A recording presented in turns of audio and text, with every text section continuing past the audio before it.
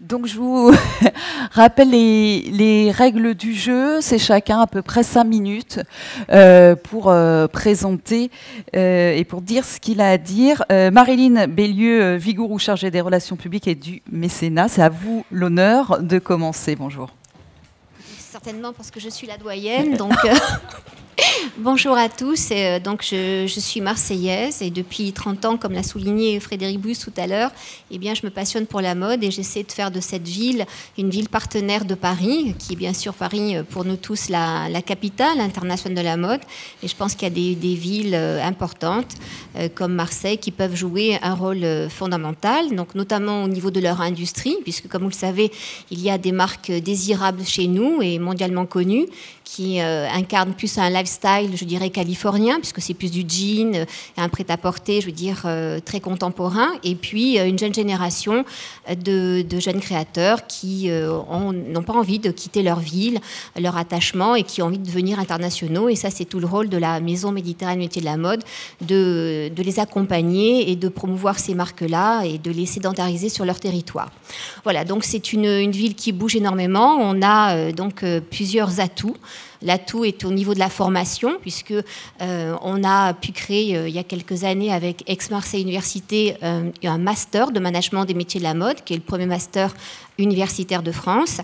Ce master, c'est pour le management, hein, il n'est pas créatif, et je rejoins ce qui a été dit ce matin, que la création de la mode doit se faire à Paris à un très haut niveau, et je me réjouis du rapprochement de la Chambre syndicale de l'haute couture avec l'IFM, qui est vraiment une très grande institution et une très belle institution internationale, mais il est important aussi de former des leaders un peu partout dans la France, et aujourd'hui, le taux de placement des étudiants universitaires est d'à peu près 67% qui ont des emplois en CDD, CDI avant la fin du stage. Donc la formation est un pilier essentiel de la mode dans son aspect marketing. La création, ça fera l'objet certainement d'un prochain forum, et merci à Aline Cohen-Solal de nous donner la possibilité avec nos ministres de pouvoir échanger, puisque voilà, à Marseille on n'est pas seul et on se sent très rattaché à Paris, même si parfois on est un peu indépendant. Alors moi je suis un peu dans la philosophie de Rousseau, c'est-à-dire qu'il ne faut pas regarder ce qui se fait ailleurs parce qu'il faut en tenir compte, mais il faut surtout innover. Donc on est parti d'un principe de créer un musée de la mode à Marseille dans les années 90, parce qu'il se trouvait que occasionnellement, je savais que pendant quelques temps, je serais l'épouse du maire de Marseille et qu'il me semblait important de créer un élément culturel dans cette ville pour justement doper l'économie régionale. Partant de là, je me suis aperçue que beaucoup de créateurs étaient isolés et on a été pionniers, c'est vrai, et je suis fière de le dire aujourd'hui. On a été pionniers pour leur dire, bah, écoutez, on est là à vous écouter, comme on le fait ce matin tous ensemble, pour échanger et vous aider à progresser dans votre métier, qui est un métier extrêmement difficile. Alors ça l'était encore plus pour moi, qui était complètement néophyte, c'est-à-dire que la mode, à part de la consommer et de l'aimer, je n'avais aucune idée de ce que ça pouvait apporter en termes, je veux dire, de contribution quotidienne d'un créateur. Maintenant, je suis un peu plus au bout de 30 ans aguerrie dans le domaine.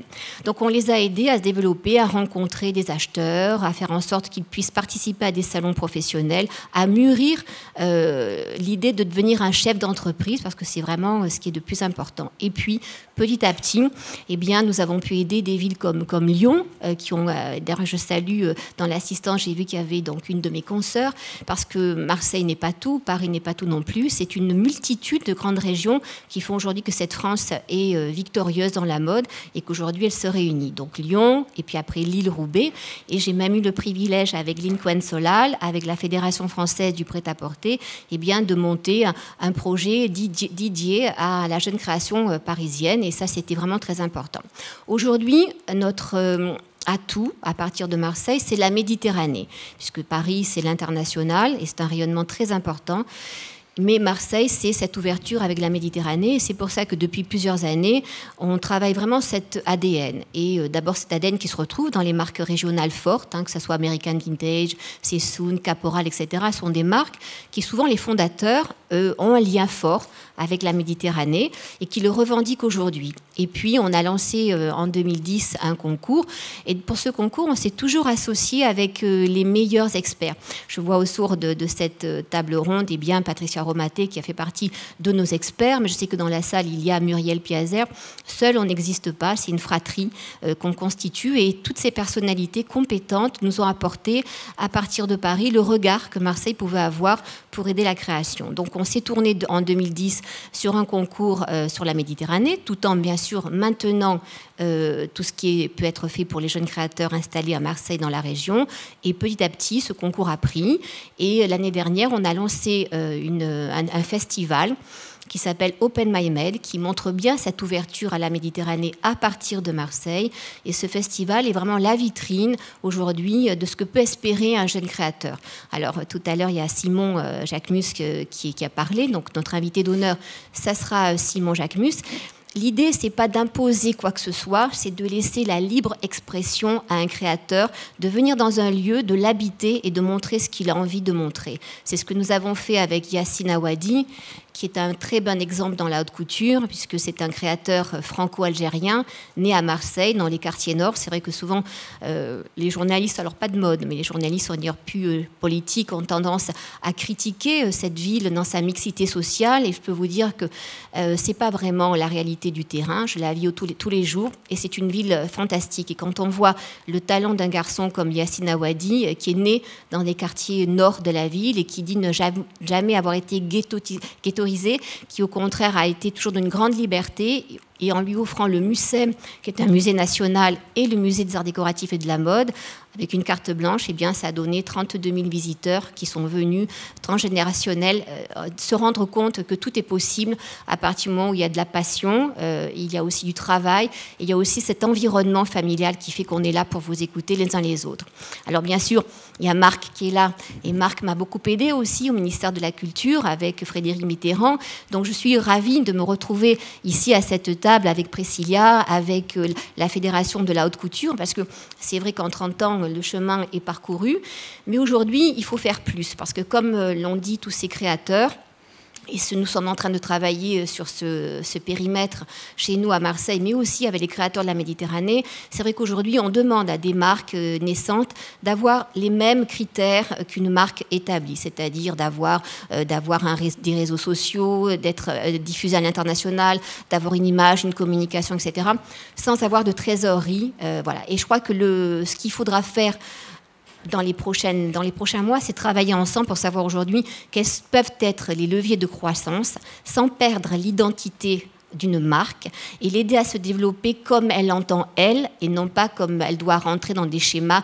directionnels. Voilà, c'est ma conclusion. Merci beaucoup Marilyn Bellieu-Vigourou pour la Maison méditerranéenne des métiers de la mode. Caroline Tixier, Business Operation Manager à l'Andam. Bonjour, donc je vais vous parler de l'Andam. Je travaille avec Nathalie Dufour depuis 7 ans. Nathalie Dufour qui a créé l'Andam en 1989.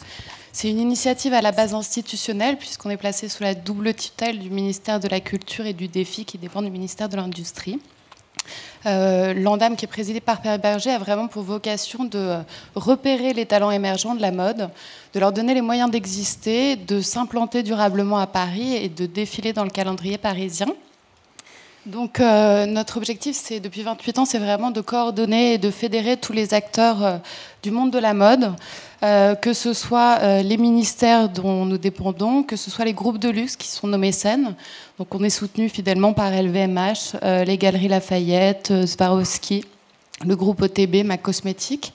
Les journalistes et les acheteurs qui font partie du jury et qui soutiennent nos créateurs, et de mettre à disposition tout ce réseau, de coordonner l'ensemble pour vraiment aider nos créateurs, développer des projets spécifiques, développer des collaborations pour créer une dynamique vertueuse et vraiment les soutenir, les aider à développer leur business, à exister, à se faire leur place sur une scène qui est très concurrentielle. Donc le prix de l'Andam, on a donné en 2016 une dotation globale de 390 000 euros. Le grand prix est doté de 250 000 euros et s'adresse à des entreprises françaises et étrangères, mais étrangères qui ont vocation à avoir un projet en France, à s'installer en France, du moins à créer une filiale, à défiler à Paris et à travailler avec les savoir-faire français, parce que ça c'est aussi une dynamique, une problématique qui est importante pour nous vu qu'on dépend du défi, c'est aussi vraiment d'avoir cet aspect industriel, façonnage, savoir-faire, et de soutenir cette partie-là aussi du monde de la mode. Le prix des premières collections qui est doté de 100 000 euros, qui s'adresse essentiellement à des structures françaises qui ont une existence commerciale et qui ont vocation à défiler dans le calendrier parisien. Et le prix accessoire de mode qu'on a créé en 2015, qui a gagné Charlotte Chenet pour la première édition, et cette année Emmanuel Tomasini, qui est doté de 40 000 euros.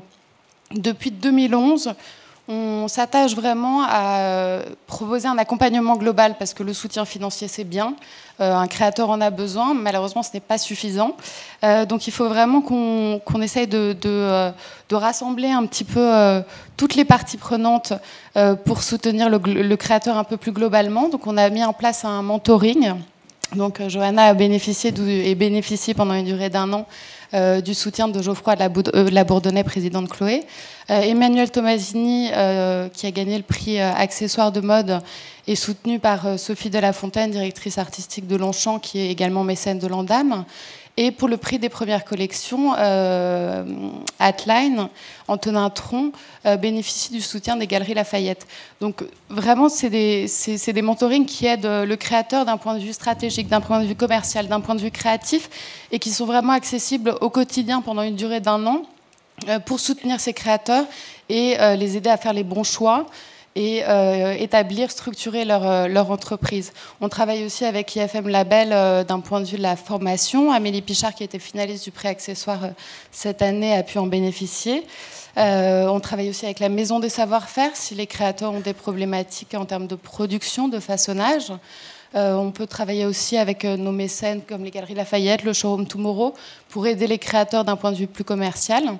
Donc voilà, donc on essaie vraiment de faire un accompagnement à 360 degrés pour donner les moyens aux créateurs que nous soutenons et que nous nommons, tous les moyens possibles, dans notre mesure en tout cas, avec les moyens qu'on a, de coordonner un petit peu tous les acteurs de cette industrie autour du soutien à la création et aux jeunes talents.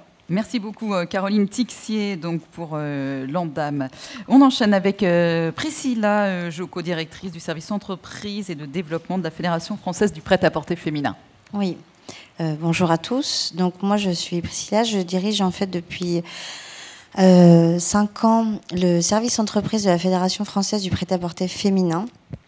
En fait j'accompagne je rencontre en tout cas une petite centaine de marques par an, essentiellement sur des problématiques qui sont tournées sur leur phase de structuration.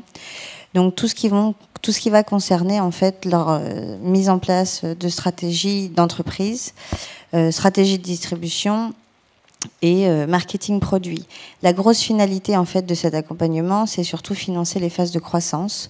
Donc on sait très bien que le financement est un peu le nerf de la guerre et Nicolas à côté de moi en parlera également beaucoup.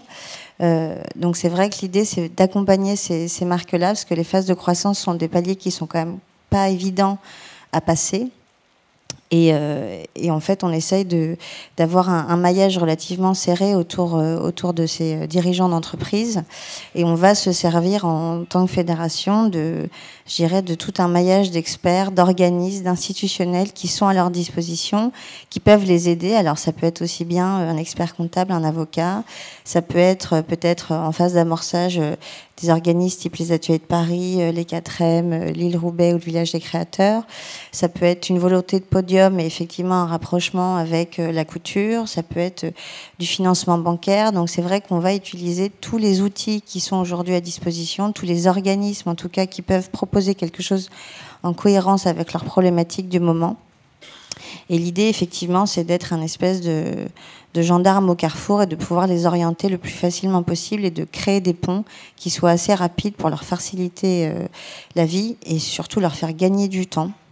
Et effectivement, sur la partie financement qui est le plus gros de mon activité, c'est de construire avec eux les dossiers, de construire avec eux leur business plan, leurs problématiques, leur plan de financement. Alors c'est vrai qu'ils arrivent des fois un peu paniqués à la vue d'une charge de travail relativement conséquente parce que c'est pas des choses qu'ils ont l'habitude de faire tous les jours. Mais comme je leur dis, vous me mettez devant une table de coupe et je vais faire la même tête que vous. Donc chacun son métier, effectivement, et je suis là principalement pour les aider sur ces phases-là. Voilà. Eh bien, merci beaucoup. Vous donnez à qui votre temps ? que vous n'avez pas utilisé tout votre temps, vous le donnez à qui? Priscilla Jocko, en tout cas pour la Fédération française du prêt-à-porter féminin. Patricia Romatet, on parlait tout à l'heure d'IFM Label, directrice d'études et responsable du programme IFM Label. Bonjour. Le programme IFM Label, en fait, est parti du cœur de compétences de l'IFM, qui est la formation. Et on s'est dit qu'est-ce qu'on pouvait proposer aux jeunes marques créatives. Et l'idée, c'est de leur proposer un programme d'accompagnement. Donc nous, on se présente comme un accélérateur. Et l'idée, c'est de les accompagner dans leur développement en sélectionnant 6 chaque année. Et notre idée, c'était aussi finalement d'aider, d'accompagner des talents créatifs avec une vision assez éclectique, c'est-à-dire des talents qui s'expriment aussi bien dans le prêt-à-porter féminin, masculin, la maroquinerie, la chaussure et le bijou. Aujourd'hui, en tout cas, c'est le périmètre sur lequel on a travaillé. Et l'idée, c'est à la fois leur faire partager des éléments un peu structurants de tout leur métier, puisque vous avez pu l'entendre et vous le savez sans doute qu'ils sont seuls pour gérer des business. Donc en fait, ils ont tout à gérer avec des toutes petites structures.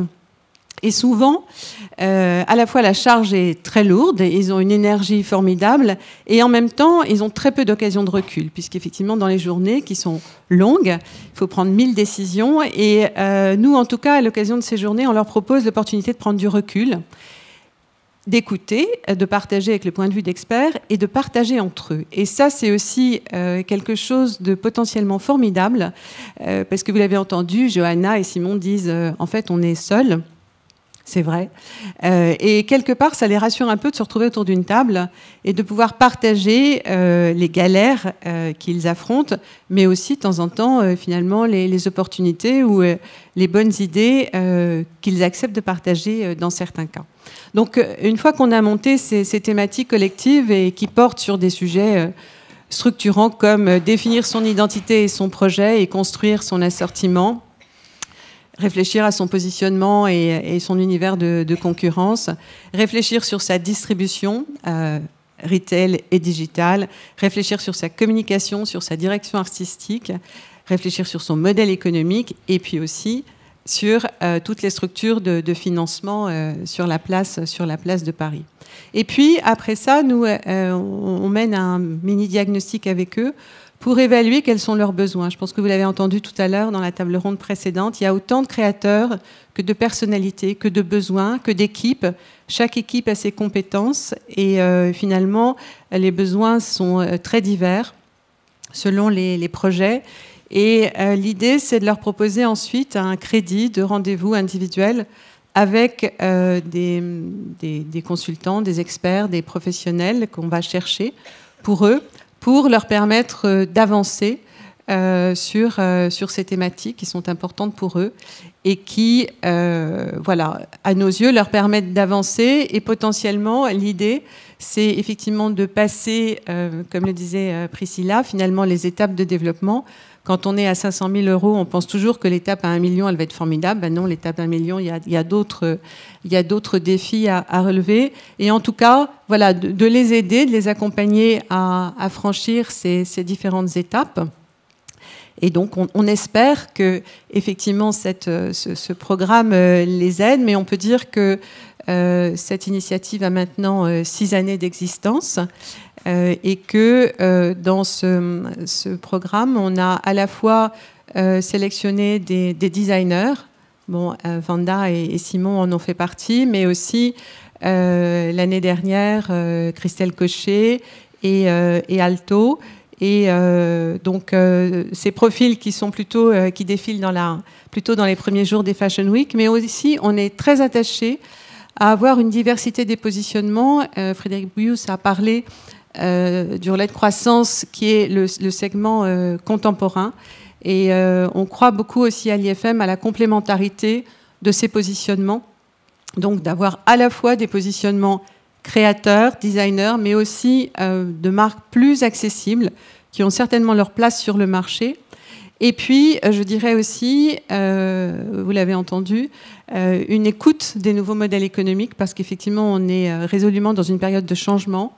Et il est intéressant d'écouter des projets, des entrepreneurs qui finalement voient la mode avec un regard différent.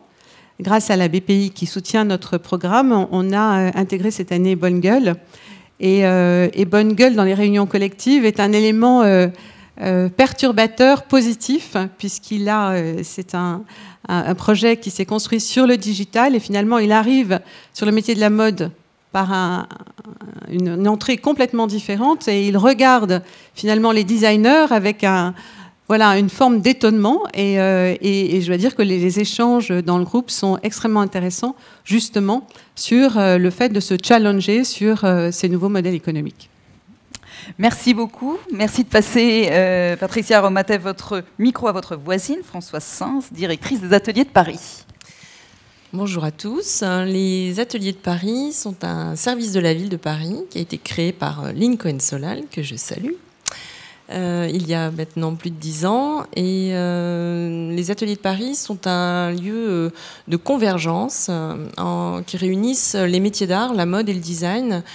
Et comme l'ont souligné déjà plusieurs intervenants, nous sommes avant tout un lieu pour créer du lien, pour permettre aux créateurs de se rencontrer, d'échanger et d'être accompagnés.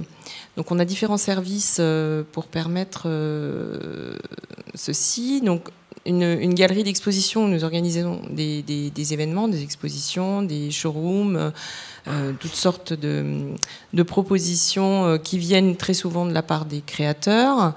Nous avons un service d'accompagnement où nous proposons un suivi pour des créateurs par des consultants qui travaillent avec nous sur des questions essentielles de business plan, de communication de marque, de protection des droits et modèles. Et nous avons également un incubateur d'entreprise qui nous permet d'accompagner et d'accueillir en hébergement physique 40 porteurs de projets pour une période de 2 ans maximum. Contre un loyer plus que raisonnable puisqu'il est inférieur à 300 € pour la première année et 500 pour la deuxième. Nous hébergeons donc des marques émergentes qui existent depuis moins de 3 ans.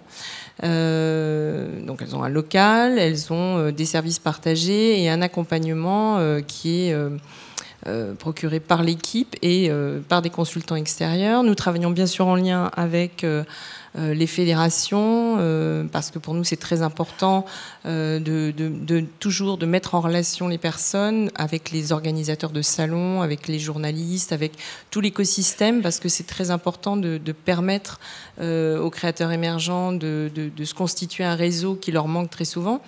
Et puis, ça leur donne l'occasion aussi de sortir de leur isolement. Johanna disait tout à l'heure, on s'est aperçu qu'il y avait une vie dehors. Là, c'est vrai qu'au sein de l'incubateur, dans un espace qui reste quand même protégé, parce que les créateurs sont entre créateurs, ils ont la possibilité d'échanger, de se confronter aux autres, d'évoquer leurs difficultés, leurs réussites aussi, d'exprimer leurs doutes. Et parfois, c'est très rassurant d'avoir juste à ouvrir la porte de son atelier pour aller toquer chez le voisin, pour lui dire dis donc, voilà, j'en suis là, je suis bloquée, ça marche pas. On a l'habitude de constater, nous, l'équipe d'animation, que on apporte bien sûr des choses, mais les créateurs entre eux s'apportent énormément de choses. Et c'est très riche, cette vie qu'ils peuvent partager et qu'ils prolongent d'ailleurs très souvent, puisque quand ils quittent les Ateliers de Paris, ils aiment bien continuer de trouver des lieux partagés comme ça pour continuer cette aventure un petit peu en équipe. Ça permet aussi des collaborations. Donc avec des artisans d'art, on a un plumassier actuellement qui a eu l'occasion de collaborer avec une marque de mode, Mazarine, sur des modèles communs. C'est des sources d'inspiration, des sources d'échange, et donc c'est assez porteur et assez dynamique. Comme autre service, nous aidons également les créateurs à trouver des locaux dans Paris, ce qui n'est pas une mince affaire. C'est très compliqué. On travaille avec les bailleurs sociaux, avec des sociétés d'économie mixte de la ville de Paris, et on essaye de répondre aux besoins C'est vraiment un travail de dentelle parce que chaque créateur les créateurs ont la plupart du temps des moyens assez limités, des besoins très précis. Il faut faire cohabiter les deux et ça n'est pas toujours facile. Voilà. Mais vous êtes les bienvenus. La Ville de Paris propose également le Grand Prix de la création de la Ville de Paris qui récompense chaque année un créateur émergent et un créateur confirmé avec des dotations beaucoup moins importantes que l'Andam. Mais ce sont les petits ruisseaux font les grandes rivières, c'est bien connu. Voilà. Vous pouvez retrouver toutes les informations sur notre site internet et je vous invite à vous inscrire à notre newsletter puisqu'il y a des informations très précises tous les mois. Merci beaucoup à vous, Françoise Sins, des Ateliers de Paris. On enchaîne. Laurence Sudre-Monnier, directrice mode et médias de la Fédération française de la couture, du prêt-à-porter, des couturiers et des créateurs de mode. Merci pour l'intitulé de la fédération. Donc, on est une fédération, c'est une fédération professionnelle. Nous avons des adhérents. Nous avons donc 3 chambres syndicales. Une chambre syndicale pour la mode masculine, une chambre syndicale pour le prêt-à-porter et une chambre syndicale pour la haute couture. Je débute par ça parce que c'est vrai que c'est un peu compliqué parfois à comprendre la façon dont on fonctionne. Il faut donc rentrer chez nous pour être aidé dans un premier temps, mais on aide aussi des gens qui ne sont pas dans cette fédération. Alors comment rentre-t-on dans cette fédération? Comment fait-on partie de cette partie de la famille? Sachant que bien entendu, les membres de la famille sont tous passés dans tous les services et dans toutes les entreprises et institutions qui sont ici. Nous avons donc pour le prêt-à-porter, pour la mode masculine, une Fashion Week, donc vous devez connaître. Pour rentrer dans cette Fashion Week, on va passer juste aux choses concrètes. Vous avez des dossiers à envoyer. Les dossiers sont sélectionnés, présentés à des acheteurs internationaux et à la presse internationale. Et à partir de là, on sait si vous pouvez rentrer dans le calendrier ou si vous pouvez faire une présentation. Cela vaut pour la couture aussi, sauf que comme c'est une appellation d'origine, je dis toujours AOC, mais en fait, c'est pas tout à fait ça. Ça dépend du ministère de l'Industrie. C'est une très belle appellation, la haute couture. Vous devez là passer devant, non pas des journalistes et non pas des acheteurs, mais devant les maisons de haute couture. Nous avons ici Julien Fournier qui passera bientôt devant cette commission pour devenir peut-être membre de la haute couture et on espère que ça va fonctionner. C'est 5 ans de travail, 5 ans de défilé pour valoriser des savoir-faire en France, mais parfois aussi à l'étranger. Ce sont des métiers qui sont très importants pour nous et qui distinguent Paris des autres villes du monde. Voilà, merci Julien d'être ici. Ensuite, vous pouvez donc rentrer dans ces Fashion Week ou faire des présentations. Et tout doucement, vous allez voir, c'est une drôle de vie. On est malmenés. Les marques qui ont parlé ici, qui sont déjà dans ces Fashion Week, le vivent tous les jours. La concurrence internationale est très forte. Nous vous suivons, on peut donner des conseils en RH, des conseils sociaux, on peut vous aider à trouver des salles, on peut vous aider à faire des tas de choses, mais ce qui compte surtout, c'est votre énergie positive, comme vous l'avez vu. Les créateurs qui sont passés vous parler ont une forte identité, ils portent leur marque. Au-delà de tout, ils poursuivent un objectif qui est très très lointain. Et je pense que ça, c'est une des choses que vous devez savoir. Si tout le monde peut vous aider, tout le monde peut vous donner des conseils, ce qui est très important, c'est votre vision du monde, ce que vous apportez en plus à la mode et au monde. Et c'est ce que nous, on essaye de porter, c'est cette espèce de perméabilité qu'on essaye d'avoir pour vous accueillir le plus possible dans nos calendriers. Je tiens à remercier tous ceux qui aident les créateurs, qui font partie de ces Fashion Week. C'est vrai que le travail de chacun nous aide à trouver les meilleurs. On est peu dans la fédération. On est porté par nos présidents, par notre COMEX, qui sont des grandes maisons. On est aussi porté par les nouveaux adhérents, qui sont parfois des toutes petites maisons. C'est pas une question de chiffre d'affaires, c'est vraiment une question de stratégie, de marque et d'envie. Pour les tout petits créateurs qui débutent, on a une opération qui s'appelle Designer Apartment et qui permet d'avoir un showroom. Nous sommes aidés par le défi. Alors là, vous pouvez être encore plus petit puisque vous pouvez même faire 0 de chiffre d'affaires, mais vous devez néanmoins être sélectionné par des acheteurs internationaux et la presse internationale. Donc voilà, on attend aussi vos dossiers. Et puis, on a une autre aide qui est une aide un petit peu différente qui s'appelle New Now, où on a voulu vous aider sur les sur tout ce qui est digital. Alors c'est une opération qui s'appelait en avant-première et qui est en train de muter, qui est en train de se transformer. Ce qu'on voulait faire, c'est que c'est vrai qu'au départ, quand on n'a pas d'argent, on n'a pas facilement des sites internet visibles, on n'a pas un Instagram visible. Donc tout ça, on a voulu vous porter au travers de notre site internet et de la notoriété des Fashion Week pour que vous apparaissiez encore plus. Il y a une autre opération à l'intérieur de New Now. On vous pousse au moment où les acheteurs internationaux sont à Paris, au moment où vous êtes vendus en boutique.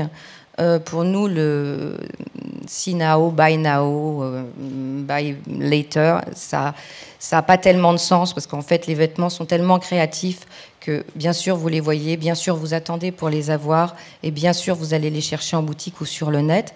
Donc, New Now, c'est pour vous encourager, pour encourager tous les consommateurs à trouver les plus petits créateurs possibles à l'intérieur d'un monde vaste où il y a une concurrence internationale énorme. Et j'espère que cette opération New Now, je vous invite à tous à aller voir sur notre site internet. Il y a des créateurs très pointus et vous pouvez les acheter presque en direct. Voilà, je m'arrête là. Laurence Sudre-Monnier pour la Fédération. Merci Laurence Sudre-Monnier pour la Fédération française de la couture. Marc Alizard, directeur du prix LVMH pour les jeunes créateurs de mode. Merci. Alors le prix LVMH, c'est peut-être la plus jeune initiative de ce plateau. C'est un prix qui a été créé il y a 3 ans à l'initiative de Delphine Arnaud, mais c'est un prix qui s'inscrit dans une tradition de mécénat plus ancienne du groupe, à l'endroit des jeunes créateurs de mode, qui l'amène d'ailleurs à être présent et à soutenir un certain nombre d'initiatives dont il a été question, l'Andam, la Villa Noailles, l'IFSIC dont Nicolas va parler, et beaucoup d'autres initiatives. C'est un prix international, c'est une de ses singularités pour les jeunes créateurs de mode, également pour les jeunes étudiants qui terminent leurs études en école de mode. Il offre aux jeunes créateurs récompensés une bourse de 300 000 € et une année de mentorat, on en a parlé, c'est très important, qui est assurée par une équipe dédiée, pilotée par Sophie Brocard dans le groupe LVMH, dont Simon Porte-Jacquemus a parlé tout à l'heure, et je le remercie, qui fait un travail d'accompagnement effectivement remarquable et indispensable pour que cet argent soit au mieux employé par les jeunes créateurs. Parfois, il y a aussi des prix spéciaux. Simon, justement, l'avait gagné. Et donc, il y a aussi des jeunes étudiants d'école de mode qui, eux, gagnent la possibilité de travailler pendant 1 an avec un contrat en bonne et due forme dans une maison et qui a donné lieu à des très belles histoires. Le premier gagnant, un des premiers gagnants, parce qu'il y en a 3 chaque année, Teruero Azegawa, qui venait de Central St. Martins, et maintenant un des acteurs importants de la maison Givenchy. Il a trouvé ses marques. C'est pas facile quand on sort d'une école de tout de suite entrer dans une grande maison. Et on est très, très, très, très heureux de ces histoires-là. Cela dit, la récompense n'est pas le plus important, presque, j'ai envie de dire. Évidemment, c'est important quand on la gagne, mais tout le processus de sélection, on y tient aussi beaucoup, parce que ce qu'on veut aussi apporter, c'est de l'exposition, c'est de la visibilité. On a donc plusieurs phases de sélection qui sont toutes en quelque sorte publiques. La première, après un filtre qui passe par Internet, où on reçoit à peu près 1000 dossiers de créateurs, nous voit sélectionner une trentaine, entre 20 et 30 jeunes créateurs qu'on expose à Paris, au groupe, à la maison mère d'LVMH, avenue Montaigne, pendant quelques jours, pendant la Fashion Week. C'est à cette occasion que les experts, on a une cinquantaine d'experts de la mode, du monde entier de la mode, de tous les métiers de la mode qui sont représentés, peuvent venir visiter, comme dans un showroom, ces 20, 25 créateurs. Certains viennent parfois de très très loin, puisque comme je le disais, c'est un prix international, et c'est une opportunité pour eux extraordinaire, unique en réalité, de rencontrer des gens qui sont très importants dans leur vie. Évidemment, là aussi, beaucoup de belles histoires. L'année dernière, 2 créatrices iraniennes qui pour la première fois, sortaient d'Iran et arrivaient à Paris pour présenter leur travail. Des Indiennes, la première année, qui ont gagné un prix spécial, les Mioniku, et qui continuent leur carrière. Voilà, des Nigérians, la première année aussi. Évidemment, beaucoup d'Anglais, parce que les Anglais sont très forts, mais aussi beaucoup de Français, des Américains. C'est une géographie géopolitique presque de la mode qui se donne à voir, et c'est passionnant. C'est un moment vraiment, un très beau moment qu'on aime beaucoup partager. Et puis ensuite, il y a une deuxième étape, une fois que les experts ont voté pour leurs créateurs préférés. En général, il y a à peu près 8 qui sortent de ce premier lot. Et ces 8 ont la possibilité de rencontrer notre jury, qui est un jury évidemment exceptionnel et impressionnant. Et je suis toujours stupéfait de voir à quel point les jeunes créateurs sont forts et réussissent à présenter à ce jury leur travail, puisqu'il est composé des directeurs artistiques des maisons du groupe. Nicolas Ghesquière, vous imaginez, vous avez une table, vous avez 10 minutes, vous avez une table avec Nicolas Ghesquière, Karl Lagerfeld, Jonathan Anderson, Riccardo Tisci, Phoebe Philo, Marc Jacobs, je sais pas, j'en oublie, enfin, c'est Delphine Arnault, Jean-Paul Claverie, directeur du mécénat, Pierre-Yves Roussel qui dirige le Fashion Group. Et c'est un moment très impressionnant pour tout le monde et qui est toujours aussi révélateur du tempérament, du caractère. C'est un prix qui demande à la fois d'être très complet parce qu'on rencontre tous ces métiers de la mode, et puis aussi qui demande ce tempérament particulier. Et voilà, donc on entre dans notre 4e année maintenant, et on est très très heureux de continuer à mener cette initiative. Voilà. Directeur du prix LVMH pour les jeunes créateurs de mode. Nicolas Trichet, votre voisin, donc, pour l'Institut pour le financement du cinéma et des industries culturelles. En effet, l'IFSIC, c'est un établissement de crédit qui est spécialisé dans les secteurs culturels et créatifs, et qui a été missionné par le ministère de la Culture pour faciliter l'accès au financement des entreprises de ces secteurs. Donc pour ça, on peut garantir des prêts bancaires ou prêter directement de l'argent.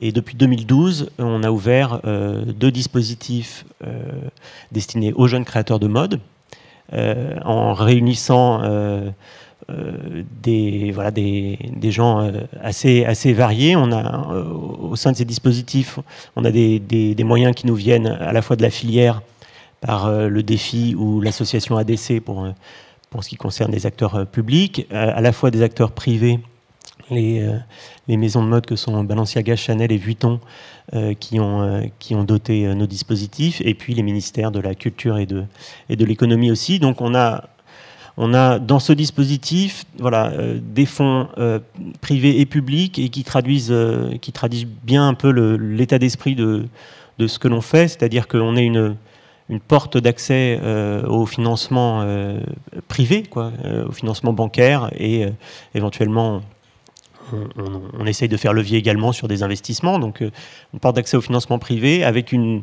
approche et une mentalité d'intérêt général et de soutien au secteur que l'on adresse.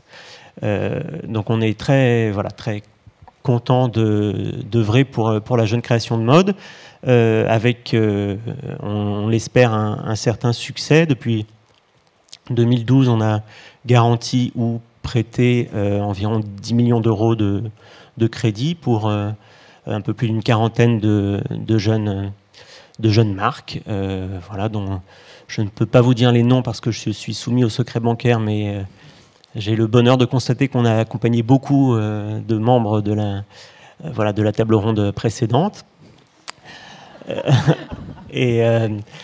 Et donc ces outils sont au service des jeunes créateurs. On a à l'IFSIC ce rôle de lien entre les banques et les secteurs, en l'occurrence entre les banques et la jeune création de mode. Donc on parle en frère avec les banques, puisqu'on est nous-mêmes un établissement de crédit, et on parle en amis, quelque part, avec les entreprises culturelles, les jeunes créateurs que l'on accompagne. Cet accompagnement, il se traduit par nos interventions, donc que ce soit une garantie sur un crédit bancaire ou un prêt direct. Par rapport au panel, on a vocation donc à intervenir en fait un peu après la phase d'amorçage à l'IFSIC, et puis jusqu'à ce que la société puisse éventuellement être autonome financièrement, auquel cas elle n'a plus besoin quelque part de notre soutien, et on en est ravis.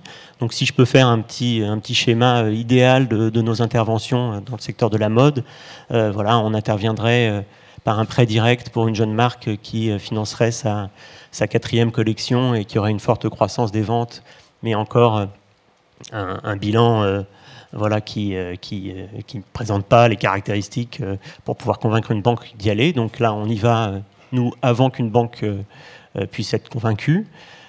Puis ensuite, voilà, l'activité se développe et il y a une deuxième intervention qui peut être une garantie à 70% sur un crédit bancaire, parce que précisément, il y a eu de la croissance d'activité, et là, on parvient à dialoguer avec une banque.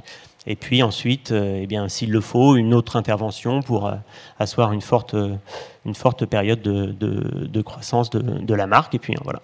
Après, si on n'a pas trop mal fait notre travail, et si ça se passe bien, eh bien, la société n'a plus forcément besoin de notre intervention, et on en est heureux. Voilà. On a également ce soutien, cette amitié, si j'ose dire, elle s'exprime aussi par une expertise. Donc on est à la fois l'IFSIC expert des secteurs qu'on adresse vis-à-vis des banques, mais aussi expert des banques vis-à-vis des entreprises des secteurs. Donc on a cette mission un peu pédagogique, ou voilà, aussi d'accompagnement, qui est d'aider les entreprises à préparer leur dialogue avec la banque, parce que voilà, vous avez pour un jeune créateur des besoins financiers importants, et les banques ont besoin d'être convaincues, et il n'y a pas forcément beaucoup de fois où vous pouvez vous présenter devant elles, donc il faut être bien préparé. Voilà, je terminerai juste pour vous dire que si effectivement on constate ces succès, c'est aussi parce que vous avez des besoins de financement qui sont très importants dans le secteur de la mode. Donc forcément, on répond à un besoin avant tout, quoi. Ce besoin, c'est essentiellement le cycle de production. Donc pour des jeunes marques, vous avez apporté un cycle de production qui représente un coût très important, mais également les coûts de présentation des collections sont une charge lourde. Donc voilà, aujourd'hui, nos outils sont axés sur le financement de ce besoin spécifique du cycle de production, et on espère à l'avenir poursuivre notre action, voire pouvoir l'étendre à d'autres modes, enfin à d'autres besoins de financement des marques. Nicolas Trichet, merci beaucoup à vous, directeur adjoint de l'IFSIC. Et puis, last but not least, Isabelle Ginesté-Naudin, directrice du pôle industrie créative BPI France Investissement. Bonsoir à tous. Je vais essayer de faire très court à la fin de ce catalogue de financement qu'on vient de vous présenter, et qui est très riche. Donc moi, je rejoins ce que disait Jean-Pierre Blanc en introduction ce matin.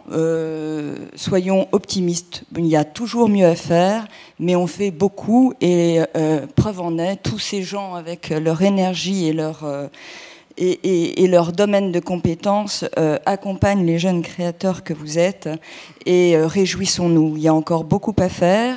Pascal le disait, l'effet d'annonce, l'annonce, c'est d'être tous là ensemble ce soir, de faire encore plus et encore mieux chacun où on est à notre place. Je ne vais pas aller plus loin sur ce que fait BPI France, à part de dire qu'il vient après toutes ces personnes, donc on va rentrer vraiment dans le dur, puisqu'on va rentrer dans le capital, avec évidemment des demandes et des exigences qui sont ceux de l'investisseur en capital. Delphine Lemaitier-Jonglet, qui est avec moi ici et que vous connaissez sans doute, est là pour répondre à vos questions par la suite, pour entrer dans les détails. Mais on a à cœur, comme tous les intervenants ce soir, d'accompagner les marques plus loin, plus fort, en respectant leur singularité, en ayant un très fort accent et prisme de l'acte créatif qui s'exprime sous différentes formes, puisqu'on a un fonds dédié à la mode, mais on a aussi un fonds pour les médias, la production audiovisuelle, le cinéma, les arts en général, et un dernier fonds qui a été lancé, qui est celui du Fonds pour les savoir-faire d'excellence, qu'on a aussi mis en valeur aujourd'hui. Toutes ces personnes font partie de cet écosystème dont nous avons parlé toute la journée et qui fait la richesse de la France.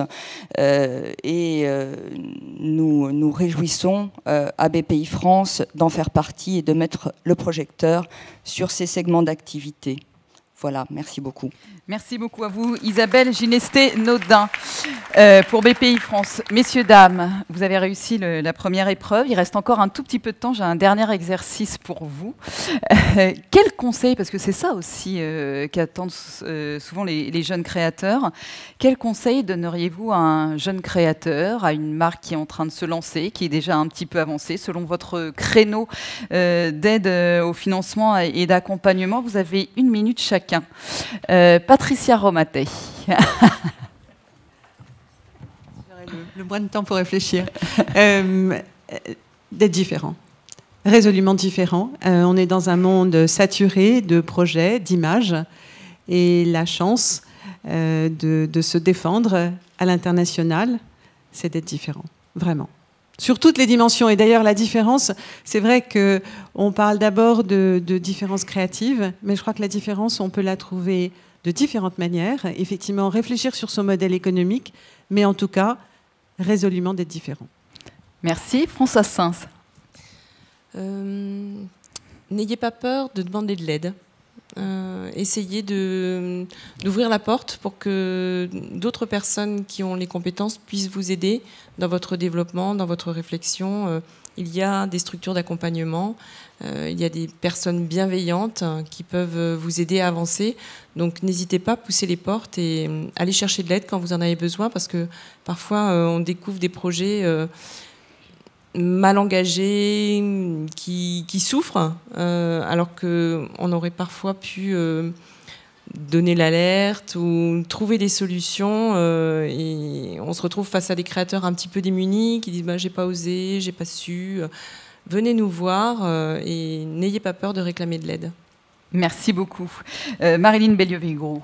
Écoutez, moi je rejoins Patricia aussi, c'est ne pas rester isolé, mais surtout d'apporter vraiment des aides concrètes. Nous, par exemple, cette année, on réfléchit pour la dotation de nos concours à développer le mentoring, qui est une bonne chose que tout le monde pratique et c'est vraiment nécessaire, mais d'offrir, par exemple, une plateforme de marque, parce que je crois que c'est ce que fait aussi l'IFM. Je crois que bien définir en amont ses besoins pour ne pas rêver trop haut, pour aller à son rythme. Je crois qu'il ne faut pas, comme l'a dit ce matin beaucoup d'intervenants, gravir trop rapidement des étapes, mais rester soi-même, l'authenticité, être dans la région, dans la ville dans laquelle on est le plus épanoui, et puis accompagner sa croissance et ne pas regarder les autres, vivre sa propre aventure individuellement. Merci. Et la partager, bien sûr. Marc Alizard. Oui, je dirais aussi prendre son temps de savoir exactement ce qu'on veut dire, parce qu'on doit dire quelque chose de direct, de simple, d'identifiable. Être différent, c'est se connaître, hein, c'est être authentique, être différent, c'est d'ailleurs un petit peu la même chose. Prendre le temps de se connaître, et quand on sait ce qu'on veut dire, y aller franchement et simplement. Une bonne idée s'énonce en peu de mots, clairement. C'est un vieil adage qui tient encore dans la littérature et dans la mode. Merci, Nicolas Trichet. Je profite de cette reprise de micro pour remercier les fédérations que j'ai oublié de mentionner dans mon intervention tout à l'heure, mais qui sont capitales pour ce que l'on fait. J'en reviens à vous. On va parler de temps. Alors moi, je vais dire qu'il faut être dans un bon rythme, que c'est très important. C'est pas vraiment seulement d'anticiper. Enfin, je parle du financement, hein, évidemment, vu ma position. C'est pas seulement d'anticiper. Mais c'est une question de rythme, de réagir, de savoir réagir, de savoir comprendre dans quel moment vous êtes dans la croissance, dans le développement de votre projet, de savoir qu'est-ce que vous pouvez solliciter à ce moment-là, qu'est-ce qu'il est intéressant pour vous de solliciter comme financement, à la fois par rapport au fait que ça soit possible et que ça se concrétise réellement, et puis à la fois parce que quand vous demandez un financement, c'est aussi un moment de structuration, donc c'est aussi un moment qui vous permet de continuer à avancer, donc c'est très important. Merci. Priscilla Jocko. Je ne vais pas faire très original en fait, parce que c'est vrai que si je me réfère aux entreprises que j'ai vues il y a 5 ans et qui aujourd'hui font quelques millions d'euros, la qualité que j'ai vue chez ces personnes-là, c'est l'endurance. parce que c'est un vrai marathon et on n'est pas du tout sur une notion de sprint. C'est l'authenticité, parce qu'en fait, leur entreprise est vraiment en fait un prolongement d'eux-mêmes. C'est hyper sincère ce qu'ils proposent, leur démarche. Et dans cette démarche, il y a effectivement beaucoup de différences, parce qu'en fait, ils sont cohérents avec eux-mêmes, avec leur personnalité, avec ce qu'ils ont envie de dire. Et ce côté très instinctif, en fait, il est très important. Et un autre point, effectivement, que moi je trouve important, c'est de pouvoir révéler au fur et à mesure, peut-être à travers l'instinct, peut-être à travers l'anticipation, cette posture de chef d'entreprise qui est effectivement essentielle, parce que on est créateur au début, on vient peut-être du produit, peut-être pas, parce qu'aujourd'hui, il y a des gens qui viennent de partout. Mais c'est vraiment d'incarner son entreprise, de la porter ou pas, d'être en retrait ou en avant, mais en tout cas d'avoir de toute façon cette posture de chef d'entreprise. Merci. Laurence Sudron-Monnier. Alors, quelque chose d'un peu différent. J'ai envie de vous dire, croyez dans votre talent. C'est pas facile, mais il faut y croire. Et parfois, il faut aussi savoir changer d'idée, utiliser son talent un peu différemment pour pouvoir passer dans les mailles du filet. Donc, soyez malins. Tous les gens que vous avez vus autour de la table et qui défilent dans notre calendrier sont des gens qui savent prendre le quotidien, le transformer, et tout en gardant leur talent et leur identité. Voilà. Merci. Isabelle Gineste-Nodin. Bon, bah, c'est la synthèse, encore une fois, de tout ça, de la différence, de la persévérance, de l'endurance, du chef d'entreprise. C'est vrai que quel que soit le bout par lequel on prenne ce métier, que ce soit par le produit, par la création, par le marketing, il y a besoin à un moment donné de faire une synthèse de tout ça et de s'adjoindre des compétences. Et donc, en ce sens, d'être soi-même aussi assez ouvert, tout en ayant des convictions, mais de savoir s'entourer pour progresser. Merci. Et enfin, Caroline Tixier. Pour une autre synthèse, donc, croyez en vous, en votre projet, soyez à l'écoute, parce que les conseils sont précieux. Quand on n'a pas d'argent, il en faut. Écoutez les autres, soyez patient. Le chemin est passionnant mais long. Vous ne gagnerez pas 1 million en 1 an. C'est peut-être pas souhaitable d'ailleurs, mais voilà, il faut prendre son temps, être à l'écoute et rencontrer des gens surtout. Merci infiniment à tous les 9.